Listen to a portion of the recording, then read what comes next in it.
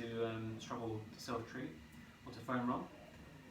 So you won't need one of these today, but you will need a ball like so. Okay, whether it's a tennis ball or a dog ball, doesn't really matter. Okay, but the harder the ball, the more painful it tends to be. So what we do, we take the ball, place it under the hamstring like so, and then from there, we literally just extend the leg out, okay? Extend the knee. And what the ball does there is it literally pins and stretches the muscle, okay? So from there, you can either use your hand to move it to the next area, or you can literally roll over it as you would with a traditional foam roller, okay?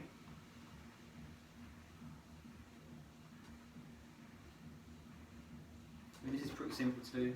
All you need really is a bench or a chair, same with a fairly firm surface, just so you get a nice pulling on the muscle. So give that a go and let me know what you think.